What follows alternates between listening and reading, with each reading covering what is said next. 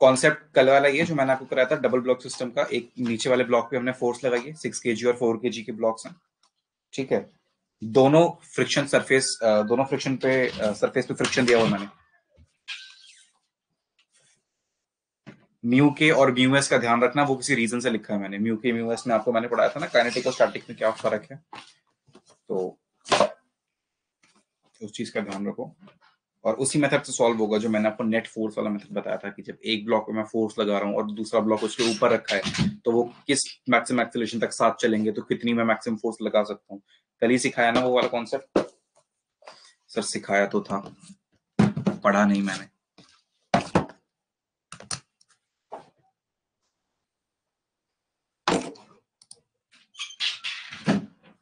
पढ़ाई करनी है, चलो करो क्वेश्चन सॉल्व करो, ये वाला बताओ मेरे को।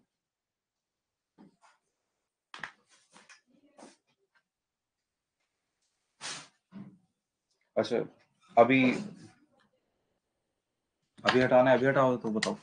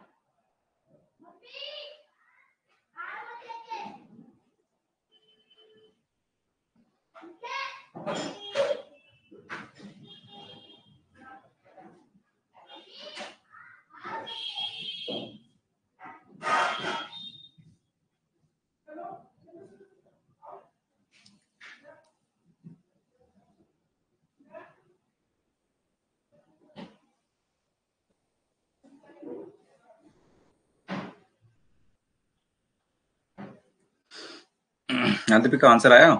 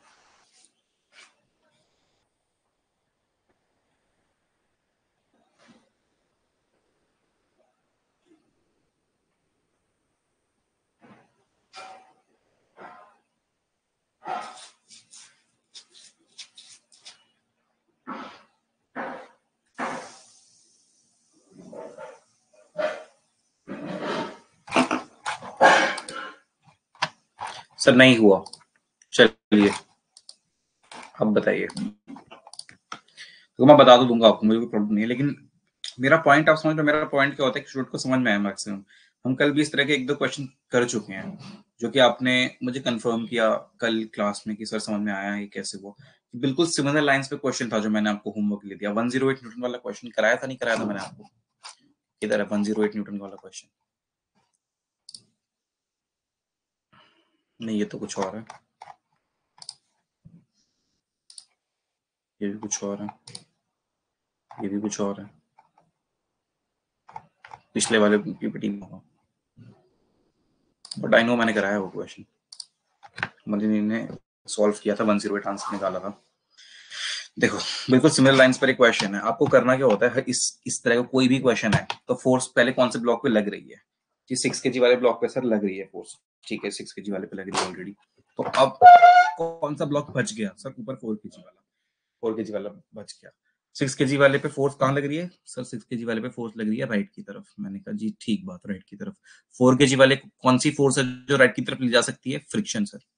फ्रिक्शन वो फोर्स है जो 4 kg को राइट की तरफ ले जा सकती है। फ्रिक्शन की वैल्यू कितनी होगी जो 4 kg पे लग रहा होगा सर? वो तो होगी सर म्यू एन। ये एन कौन सा है सर? ये नॉर्मल रिएक्शन है बिटवीन 4 kg एंड 6 kg। कितना होगा सर? 4 इंटू 10। तो म्यू इंटू 4 इंटू 10। म्यू की वैल्यू कितनी दी है सर? सरफेस के बीच में 0.6 दी हुई है सर आपने म्यू की वैल्यू। तो 0.6 इंटू 40 कितना होता है? हाँ सर 24 न्यूटन कुछ होना चाहिए। 24 न्यूटन होना चाहिए। मैंने कहा बिल्कुल ठीक बात है। तो मैक्सिमम फोर्स जो 4 kg पर लिख सकती है वो कितनी है? 24 न्यूटन। कौन सी फोर्स? और फ्रिक्शन फोर्स। 4 kg को कौन सी फोर्स हेल्प करेगी 6 kg के साथ साथ चलने में? फ्रिक्शन हेल्प करेगा 4 kg वाले ब्लॉक को, क्योंकि और कोई फोर्स तो उस पर लग नहीं रही। एक्सटर्नल फोर्स फ्रिक्शन ही है जो साथ चला सकता है 6 kg के। तो 24 न्यूटन मैक्सिमम फ्रिक्शन लग सकता है।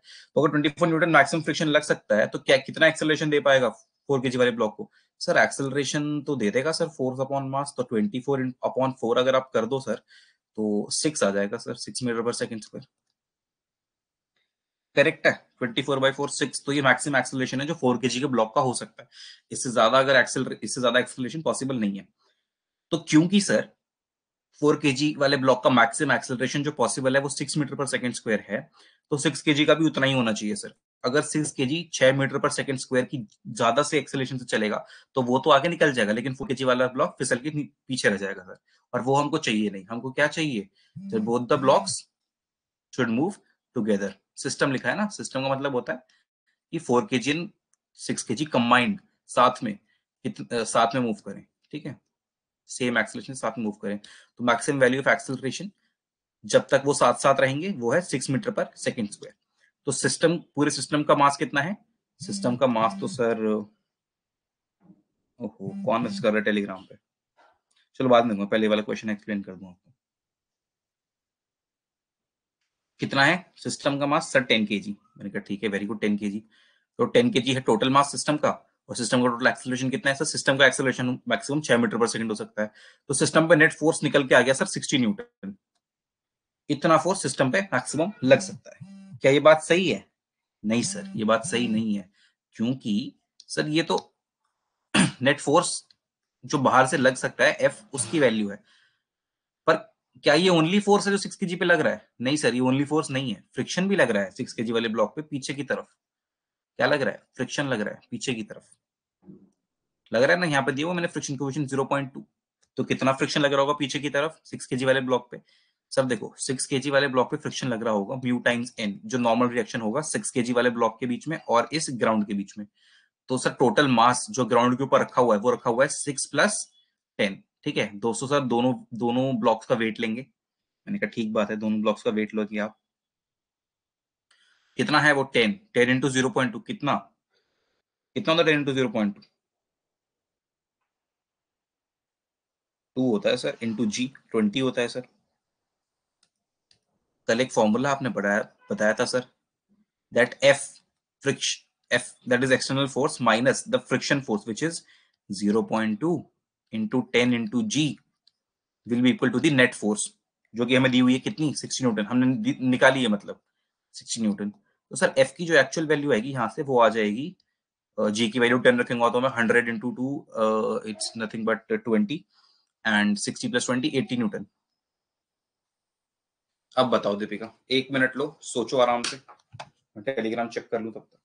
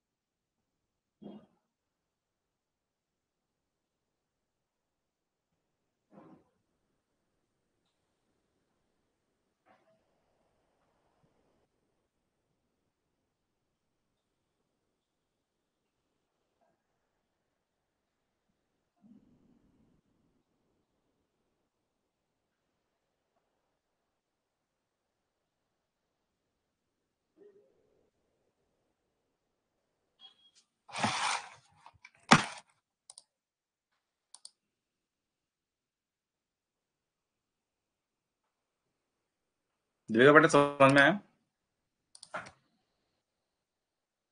कोई डाउट है तो डाउट लिख दो, क्या डाउट है?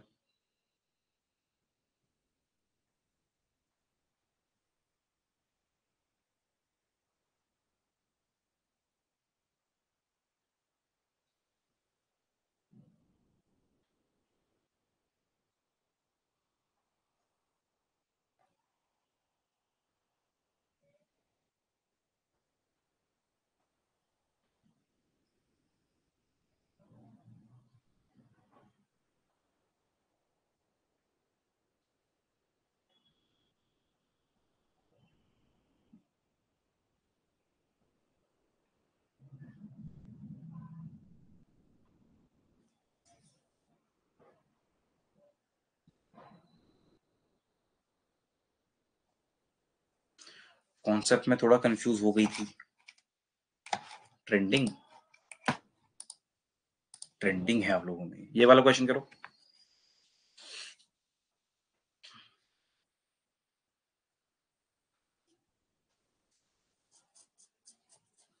ये भी सेम सिमिलर लाइंस पे है, बस मैंने फोर्स ऊपर की तरफ लगा दिया, या पढ़ा दूं ये, उसके बाद करोगी, जगह है पढ़ाने की।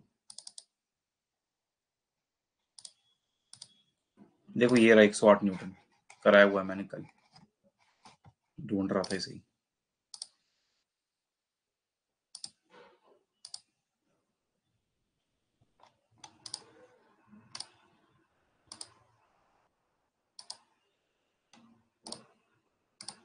ये पेज खाली है, यहाँ करा देता हूँ।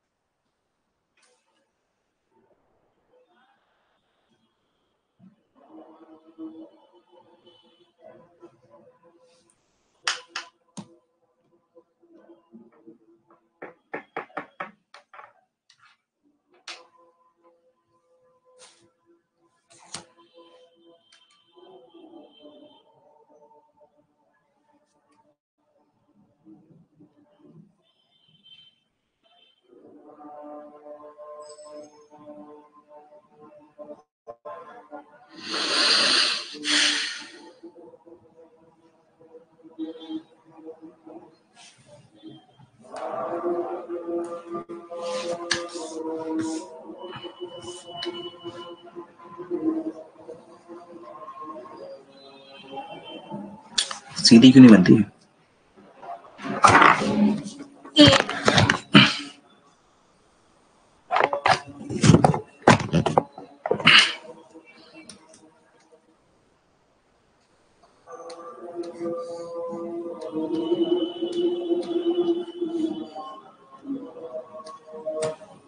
ठीक है, 2 ब्लॉक है, M1 M2 मास दे दिया मैंने।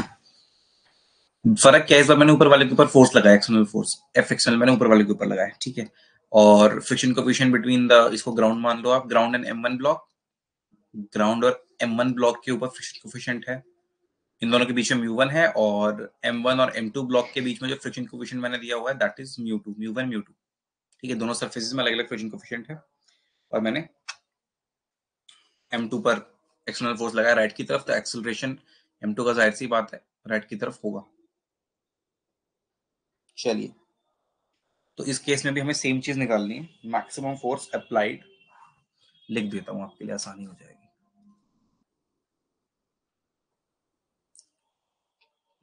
यहां लिख देता हूं, कैलकुलेट मैक्सिमम। ये कॉन्सेप्ट करा रहा हूं, उसके बाद वो सेम क्वेश्चन जो मैंने आपको दिखा ना, वही सेम क्वेश्चन करना है।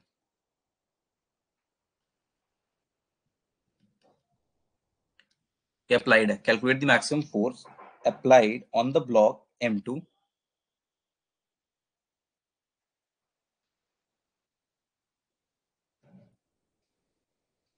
so that both the blocks move with the same acceleration। समझ में आ गया ना पूछना क्या चाह रहा हूं मैं क्वेश्चन में? मैं कितना मैक्सिमम फोर्स लगाऊं M2 ब्लॉक के ऊपर कि दोनों ब्लॉक साथ साथ मूव करें, सेम एक्सेलरेशन से मूव करें, वही मतलब होता है।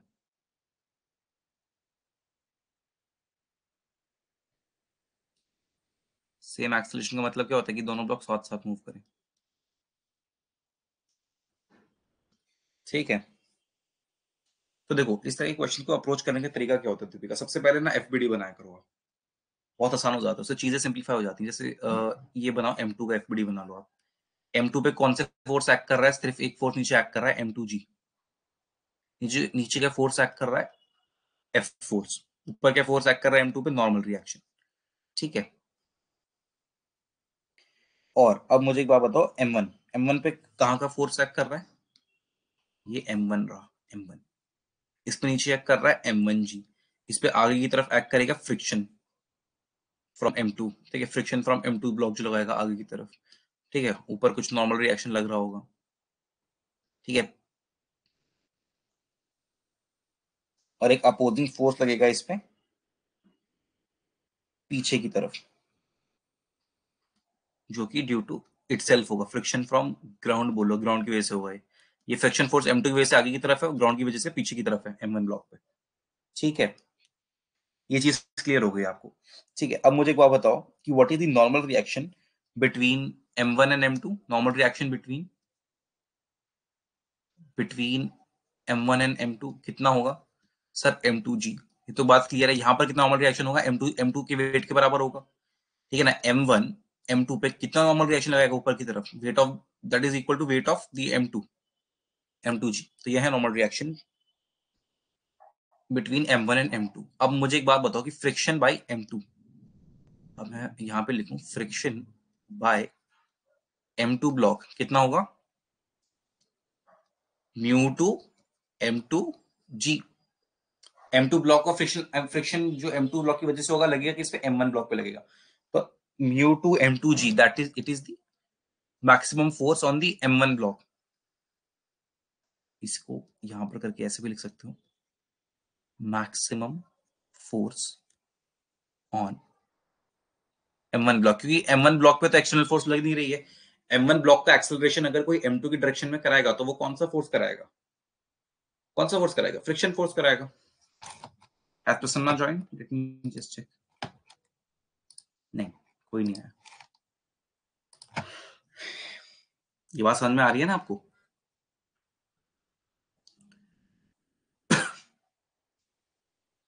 तो दीपिका सेम चीज, मैक्सिमम फोर्स M1 ब्लॉक पे कितनी है? म्यू2 M2G। तो मैक्सिमम एक्सेलरेशन कितना हो सकता है M1 ब्लॉक का? मैक्स एक्सेलरेशन M1 ब्लॉक का जो होगा वही पूरे सिस्टम का होगा, तो वो कितना हो सकता है?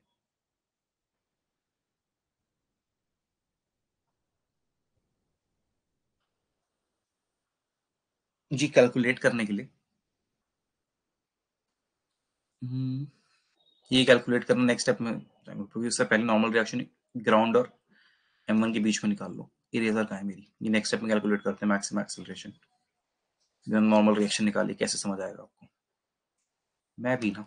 ठीक है, अब दीपिका निकालते हैं, बहुत आराम से समझा रहा हूँ तो ध्यान से समझना। Normal reaction between M1 and ground को मैं G से लिख रहा हूँ, M1 एंड ग्राउंड, ये कितना होगा?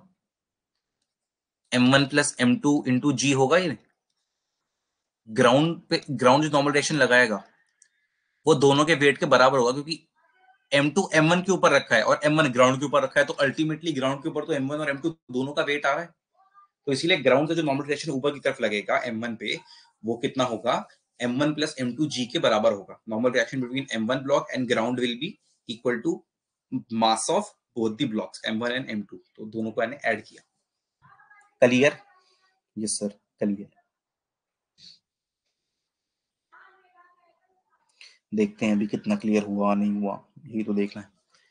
तो नॉर्मल रिएक्शन अगर M1 प्लस M2G है तो फ्रिक्शन बाय ग्राउंड कितना होगा, on M1 friction by ground. अब मैं सिर्फ बाय ग्राउंड लगा रहा हूं, आपको ये ध्यान रखना है कि ग्राउंड फ्रिक्शन किस पे लगाएगा। देखो मैंने M1 के एफबीडी में साफ साफ लिखा हुआ है कि ग्राउंड से फ्रिक्शन लगेगा वो M1 ब्लॉक पे लगेगा। तो आपको अभी खुद ध्यान रखना है ग्राउंड का फ्रिक्शन है कितना, वो मैं बता दूंगा, लेकिन लग किस पे रहा है ये आपको खुद याद रखना है।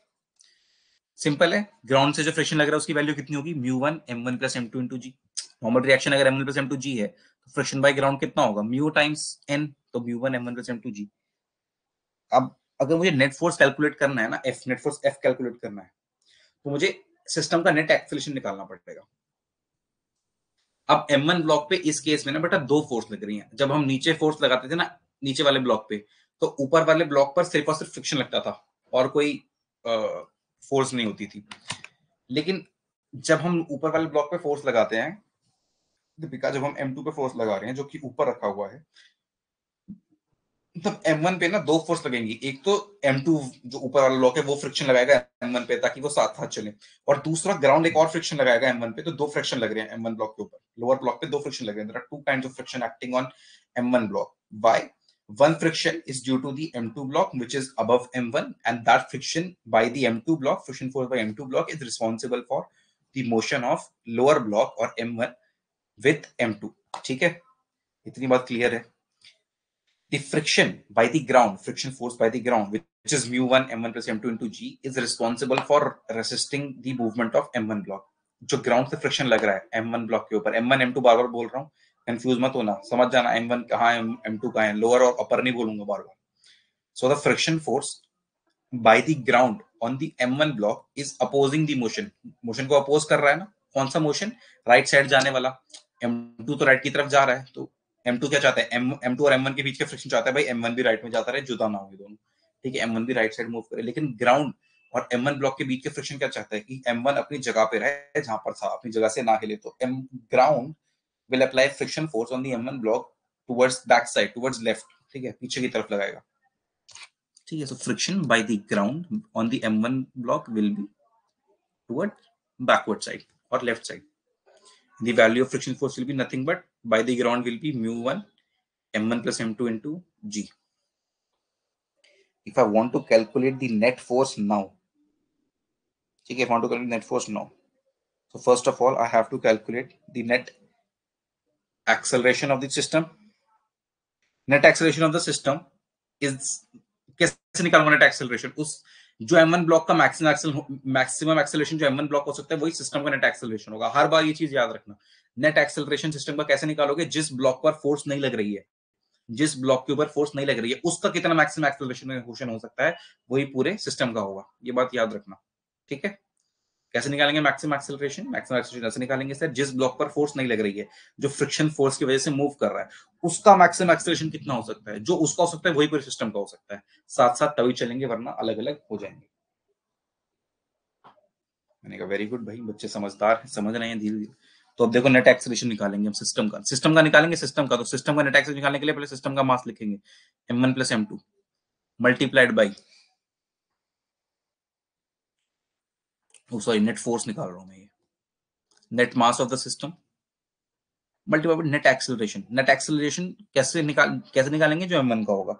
M1 का देखो कैसे निकाल रहा हूं मैं, नेट फोर्स ऑन M1। तो M1 पे बड़ी फोर्स कौन है, म्यू2 M2G। जाहिर सी बात है म्यू2 M2G ये वाली फोर्स जो लग रही है ये बड़ी है, क्योंकि अल्टीमेटली M1 जा तो राइट साइड की तरफ ही रहा है, M2 के साथ साथ जा तो राइट की तरफ ही रहा है, तो नहीं ग्राउंड पर रुका रह गया, जा तो रहा है, तो ये ऑब्वियसली बड़ी फोर्स है। तो म्यू2 M2G माइनस म्यू1 M1 प्लस M2G अपॉन में M1।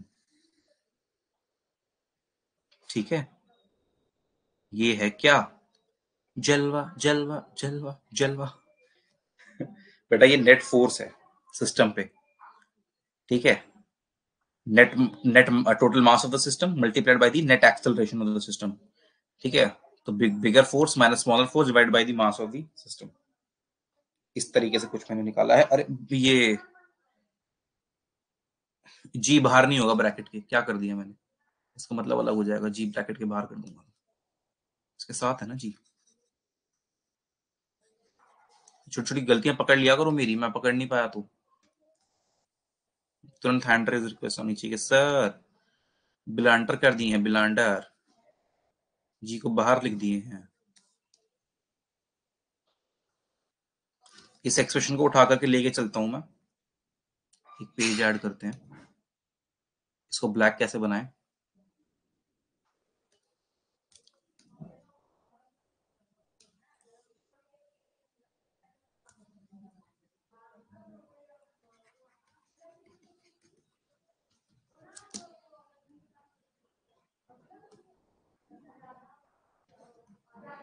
net force is equal to net mass multiplied by net acceleration, mu 2 m2g minus mu 1 m1 plus m2 into g whole divided by m1।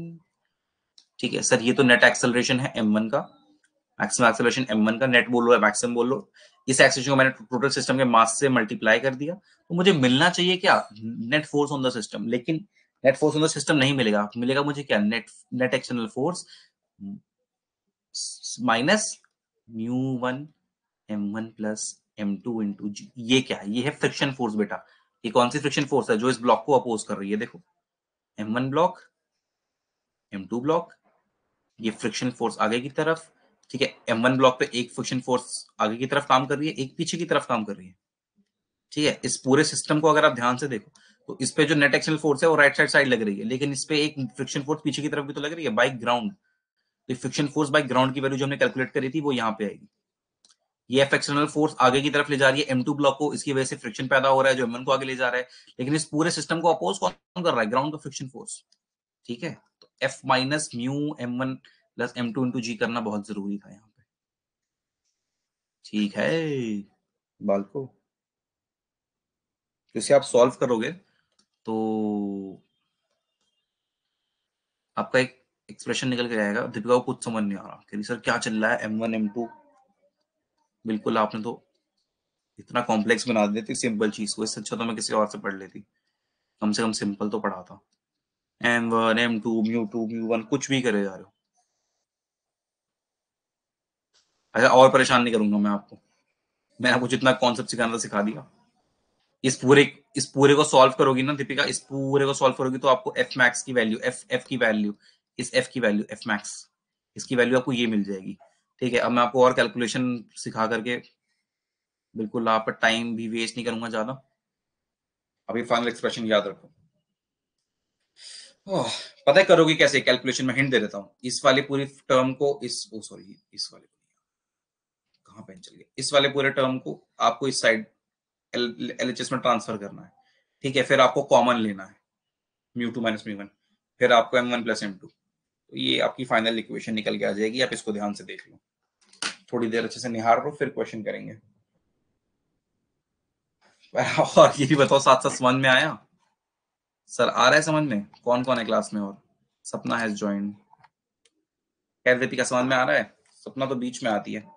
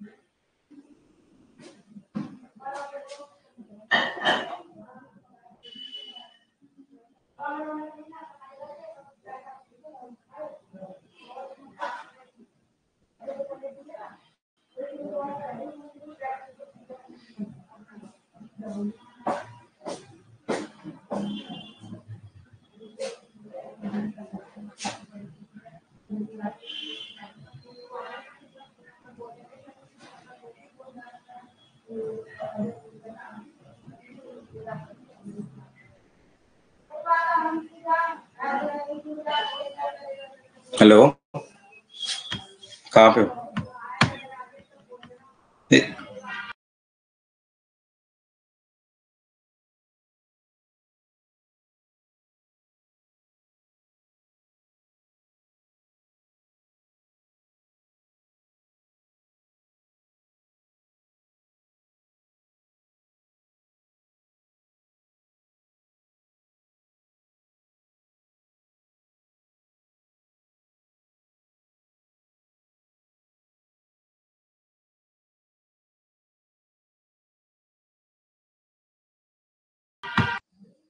Sir friction by ground से बता दो, mic on करो आप, बताऊंगा proper, लेकिन जहाँ जहाँ problem है वो चीज बताऊंगा। बच्चे पूछते भी तो यहाँ से है ना सर, फ्रिक्शन बाय ग्राउंड से बता दो। क्या बता दो फ्रिक्शन बाय ग्राउंड से? फ्रिक्शन बाय ग्राउंड तो मैंने कितना पहले बताया था, कितना होगा उसकी वैल्यू ये बता दूं, उसका यूज क्या है ये बता दूं, क्या बता दूं? माइक ऑन करो।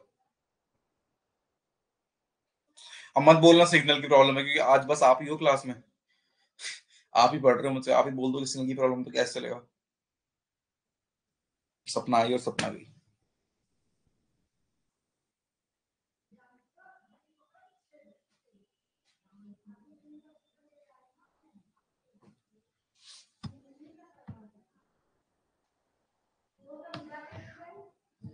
क्या कह रही दीपिका?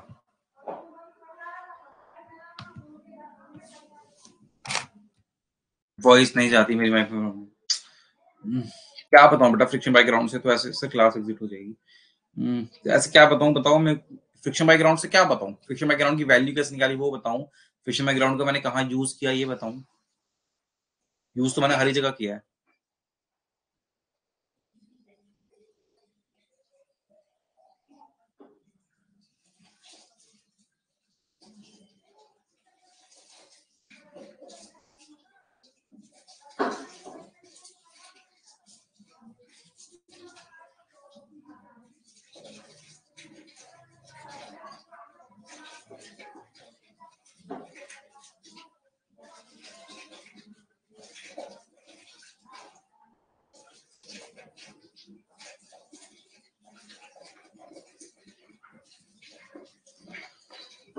नहीं दीपिका, मैं ऐसे हेल्प नहीं कर पाऊंगा। इसमें क्या क्या बताऊं, मुझे एग्जैक्ट पता चलना चाहिए। फ्रिक्शन बैकग्राउंड मैंने पता क्या बताया था, देखो।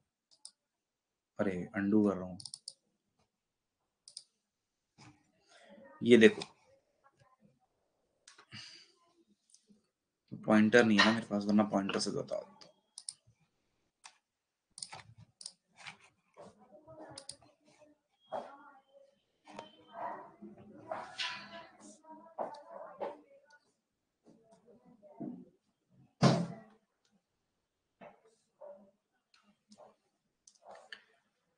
म्यू1 प्लस M1 प्लस M2 जी, जितना एरिया सिलेक्ट हो रखा है, देख रहे हो इसे? म्यू1 into M1 plus M2 into G. ठीक है, ये वाला, ये वाला।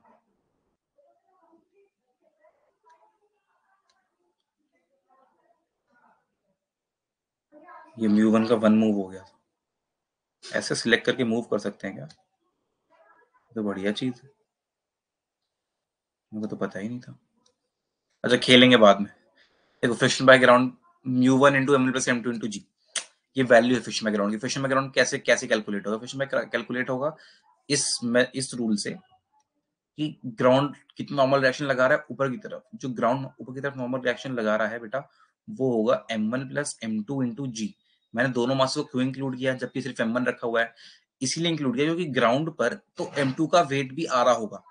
अल्टीमेटली M2 नीचे कितना वेट लगा रहा है? M2 जी, नीचे की तरफ M2 जी लग रहा है ना, और M1 कितना लगा रहा है नीचे? M1 जी। तो ग्राउंड तक तो दोनों ही फोर्सेस पहुंच रही हैं, M1G और M2G। तो जो नॉर्मल रिएक्शन ग्राउंड से निकलेगा वो इन दोनों के इक्विवेलेंट होगा। ठीक है,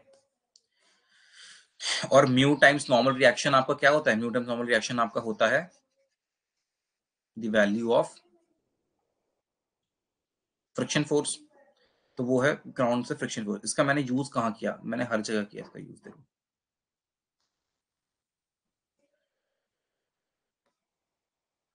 मैंने नेट एक्सेलरेशन निकाला जब, तो मैंने यहां पर यूज किया। देखो यहां पर यूज किया है मैंने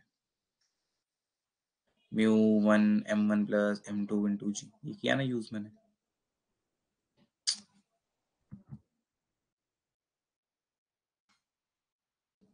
यहाँ पे देखो m1 plus m2 into G, ये मैंने यहाँ पे क्यों यूज किया? इसलिए यूज किया बेटा कि ये जो μ1 m1 प्लस m2 इंटू जी है ना, friction force by the ground, ये अपोज कर रहा है इनके पूरे मोशन को आगे जाने के। ये ब्लॉक्स देखो, दोनों ब्लॉक्स यहाँ पर देखो, दोनों ब्लॉक्स आगे जाना चाहते हैं। दोनों ब्लॉक्स m1 भी m2 भी आगे जाना चाहते हैं और आगे जा भी रहे हैं इनफैक्ट। लेकिन कौन इकलौती फोर्स है जो इन्हें पीछे की तरफ ले जा रहा है? That is friction by ground. तो इसीलिए ये μ2 m2g वो फोर्स है जो इन्हें आगे की तरफ ले जा रही है। ठीक है, और μ1 m1g ये वो फोर्स है जो इन्हें पीछे की तरफ ले जा रही है। तो इसलिए मैंने सब्ट्रैक्ट करके यहाँ पे net force divide by net mass लिखा है, तो मेरे को m1 का नेट एक्सेलरेशन मिल गया। ठीक है, तो जो m1 का एक्सेलरेशन होगा उसको मैंने टोटल सिस्टम के एक्सेलरेशन से मल्टीप्लाई कर दिया। नेट फोर्स कैसे निकाला? Net acceleration of the system, ठीक है, multiplied by the net mass of the system and is equal to the net force.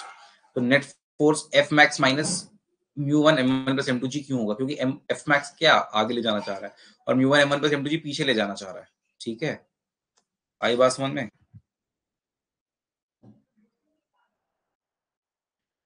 तो फिर मैंने इस पूरे टर्म को μ1 m1 प्लस m2g को राइट हैंड साइड में ट्रांसफर किया ताकि मैं सिर्फ F मैक्स की वैल्यू निकाल पाऊं, और जो भी कैलकुलेशन करोगे तो आपको ये निकल के आएगी।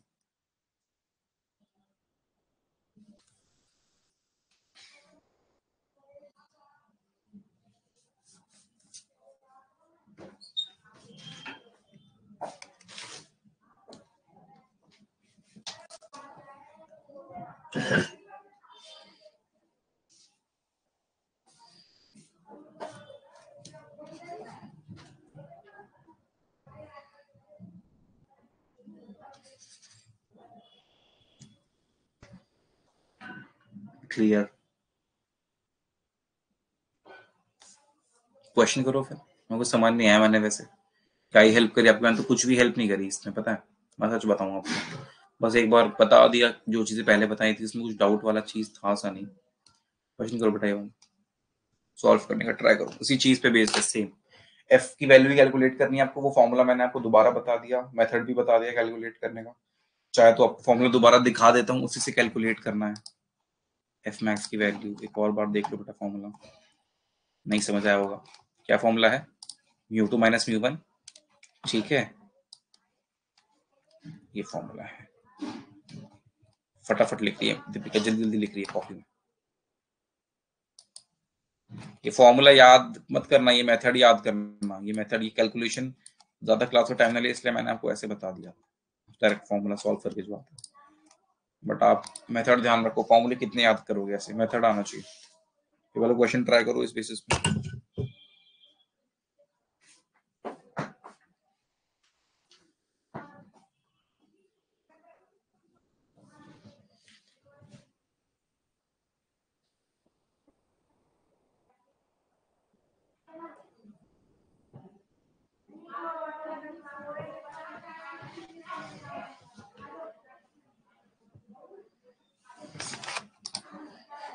Quickly,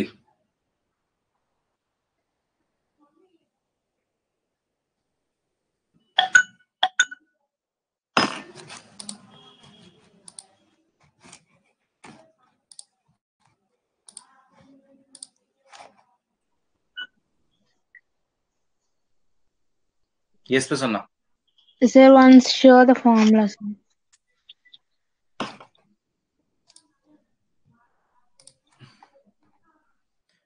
I'll show you the formula, beta.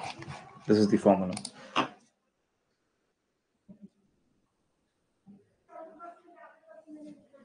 But this formula is not important. You have to rewatch the video to know how do I have arrived at the derivation of this formula. How many formulas will you remember like this? So you don't need to remember. Just try to, do this calculation, and this very, very fast if this kind of question comes in the exam. There are very few chances that these kind of questions will come in the exam because they are time consuming questions. But if they come, you should know how to deal with them. And you should always keep these kind of questions for the last.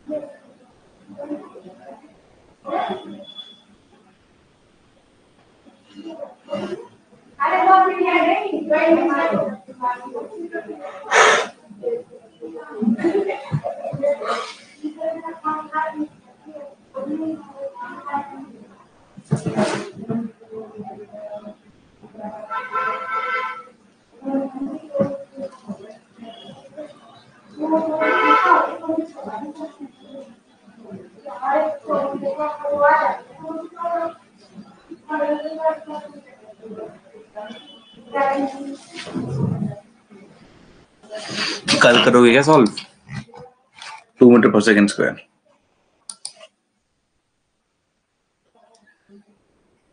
Okay, one answer is there. We can solve on. 2 आ सकता है।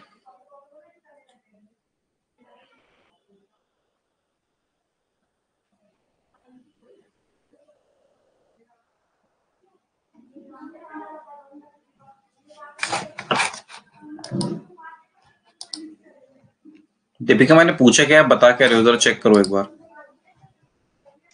मैंने maximum force पूछा है, F की value, आप मुझे metre पर second में आंसर दे दो। फोर्स मीटर पर सेकंड में होती है क्या?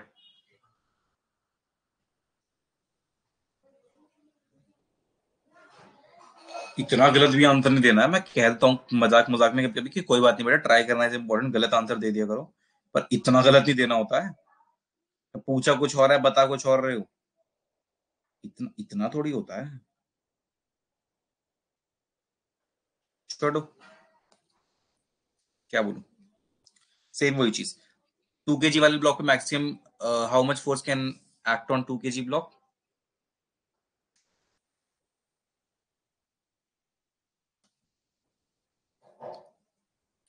The maximum force which can act on 2 kg block is the friction force between 1 kg and 2 kg. Okay, what is the maximum friction force between 1 kg and 2 kg? That is equal to mu times n. What is mu? Mu value is given to you as 0.4 between 1 kg and 2 kg block. Multiply with normal reaction, which is nothing but 10 Newton. So the maximum friction force which is acting on the 2 kg block and is responsible for the motion of the 2 kg block towards the direction of external force is 4 Newton. What is the acceleration which is opposing them? Acceleration opposing them is, what's the value of acceleration by the ground? So friction force by ground is nothing but mu into n. Now mu value is 0.1 between the 2 kg block and the ground, and the normal reaction value will be total mass 2 plus 1, total mass 2 plus 1 into 10. 3 into 10 is 30. Okay, so 30, that is nothing but 3 Newton. So maximum friction force that ground can apply is 3 Newton, and the maximum force on the 2 kg block which is responsible for its motion is 4 Newton. Okay, so what is the net acceleration from this? I can say that the maximum acceleration of 2 kg block, maximum acceleration of 2 kg block will be nothing but net force on the 2 kg block. So if 3 Newton force is acting down backwards and 4 Newton force is acting in the right hand side direction, then the net force on the 2 kg block is 1 Newton. If the net force is 1 Newton, what will be the net acceleration? Nothing but 1 by force divided by the mass, which is 2 kg. So 1 by 2 is 0.5 meter per second square. This is the net acceleration. 0.5 meter per second square. This is the net acceleration. Okay, 0.1 seconds. So the maximum force from this method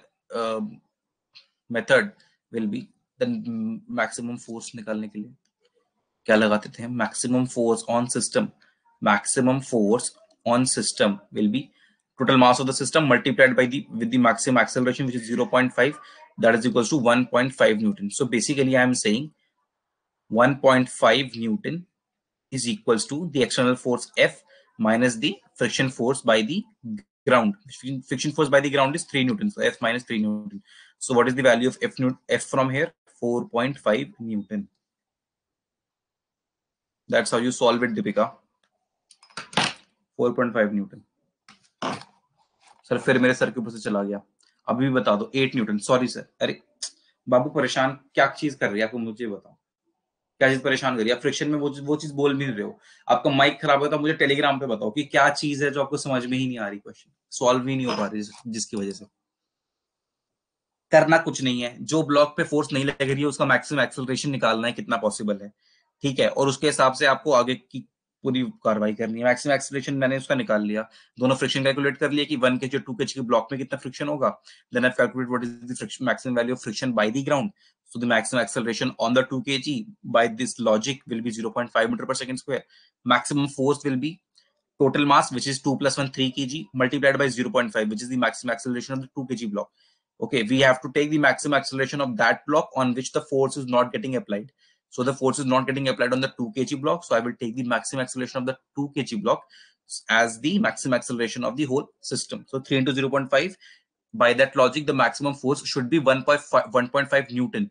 But I know that this external force F is getting opposed by the friction force by the ground, which is 3 Newton.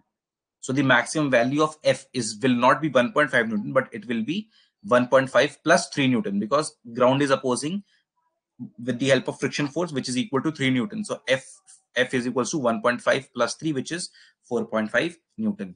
With this, I end your class. Calculation गलत कर दिया बेटा, हर बार थोड़ी होता है, इतना थोड़ी होता है कि आप मीटर पर सेकंड में आंसर निकाल लो। वो कुछ तो और बात है, मुझे आराम से क्लास में की बात बता देना। Okay, all the best for your zoology class and try to not miss the classes. Try not to miss the classes.